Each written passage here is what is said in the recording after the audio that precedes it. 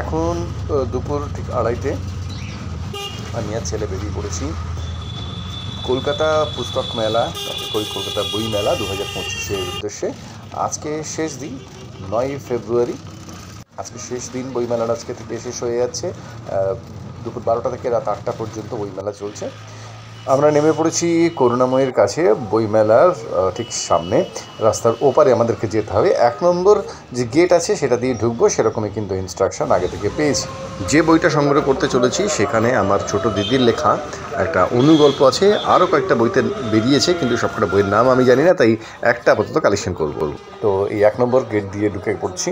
9টা gate আছে, 9 নম্বর গেটটা exit. আমি জানি না 10 নম্বর গেট আছে কিনা, দেখিনি।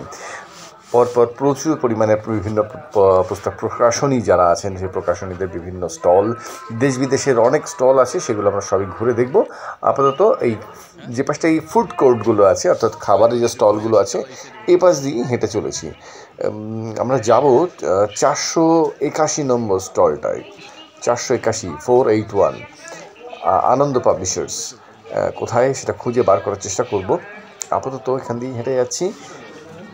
মোটামুটি ফাঁকাই আছে। আমরা যে সময় এসেছি, ভিড়টা এখনও শুরু হয়নি, কারণ 12টা থেকে মোটামুটি শুরু হয়েছে। আজকে শেষ দিন হলেও ভিড়টা কিন্তু খুব বেশি নেই। গতকাল শুনেছিলাম ভীষণ ভিড় হয়েছে, হয়তো আরেকটু বেলার দিকে, একটু যত বিকাল গড়িয়ে যাবে তত হয়তো ভিড়টা বাড়বে। দেখছেন কত প্রকাশনী, অনেক প্রকাশনী এখানে রয়েছে। সমস্ত বইমেলাতে বিভিন্ন ছোট বড় বিভিন্ন বয়সের মানুষজন এখানে এসেছেন। দোকান খুঁজে যাচ্ছি অনেকক্ষণ থেকে, খুঁজে পাচ্ছি না। 481 নম্বর স্টল, 481 নম্বর, 490তে পৌঁছে গেছি। 481 নম্বর স্টল আমরা খুঁজে বার করবো। একটা বিশেষ বই কেনার আছে, দেখি খুঁজে। অনেকক্ষণ ধরে খুঁজছি, আমরা দুজনে মিলে, খুঁজে পাচ্ছি না। আচ্ছা, আরও সে ইনস্ট্রাকশন দিয়ে যাচ্ছে কোন দিকে যাবো না যাবো, আমি ঠিক বুঝে উঠতে পারছি না। দেখি, আপাতত 478-এ পৌঁছেছি। আশা করছি প্রায় পৌঁছে গেছি। এই যে পেয়ে গেছি, আনন্দ প্রকাশনী।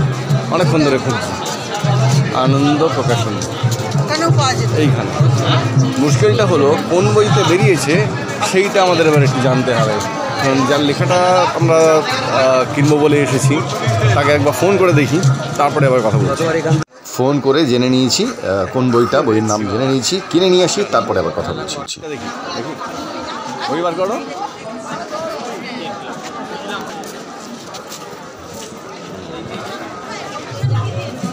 এক কোটে বাজিমাত, কেউ বা কুপকাত।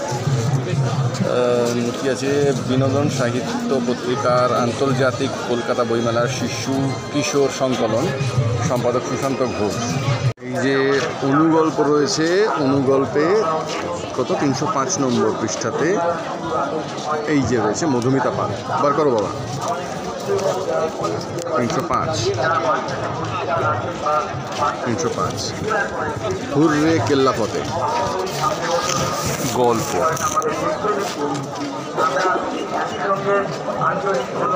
গল্পটা এখানেই পড়ে শোনাই আমি একবার। বাঁধের রাস্তায় উঠতেই নীলুর চোখ পড়ল নদীর ধারে একটা স্পিড বোটের উপর। কি ব্যাপার, এত ভোরে কলকাতা থেকে লোক এসে গেল? কিন্তু ঘাটে না রেখে বোটটা ঝোপের আড়ালে কেন? খটকা লাগতেই নীলু ছুটল বুড়ো মায়ের মন্দিরে। গতকাল মন্দিরের পুকুর থেকে অতি প্রাচীন একটা মূর্তি পাওয়া গেছে, সেটা মন্দিরেই রাখা হয়েছে। আজ প্রত্নতাত্ত্বিক বিভাগের লোক আসবে। নীলু দূর থেকে দেখল মন্দিরের দরজা খোলা, কয়েকজন লোক দাঁড়িয়ে। যা সন্দেহ করেছিল ঠিক তাই, চোর ঢুকেছে মন্দিরে। এক ছুটে গিয়ে বন্ধুদের ডেকে ঘটনাটা বলল নীলু। শুনেই সোহম আর টুকাই গেল গ্রামের সকলকে ডাকতে। আবির আর রোহন দৌড় দিল নদীর দিকে। নীলু, পাপাই আর রোহিতকে নিয়ে বড় রাস্তায় কাঠের গুঁড়ি ফেলে অপেক্ষা করতে লাগলো।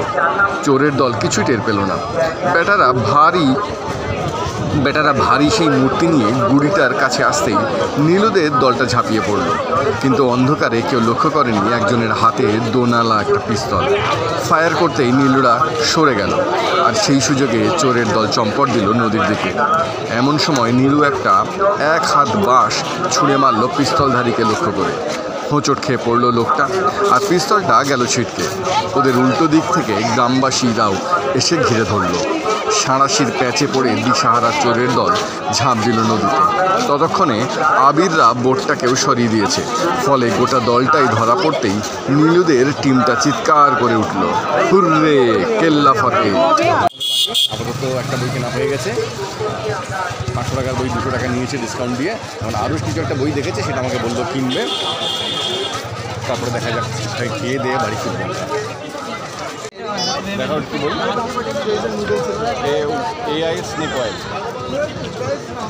আর্টিফিশিয়াল ইন্টেলিজেন্সের পেঙ্গুইন বুঝতে হবে। পেঙ্গুইন বিখ্যাত পেঙ্গুইন লিখে কিনলাম।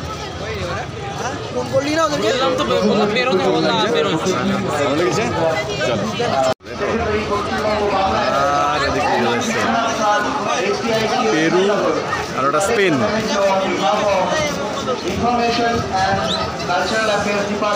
স্পেন আর পেরু কেনা শেষ। এখন কবিরাজি, ফিশ কবিরাজি, আর দিকে চলছে কি চিকেন কাবাব ফ্রাই। বেরোনোর সময় পেয়ে গেলাম 40 টাকা দিয়ে তালপাতার সেপাই। বেরোনোর মুখটা একেবারে করুণাময়ী বাস স্ট্যান্ডের মধ্যে, তাই বাস ধরে ফিরে এলাম বাড়ি।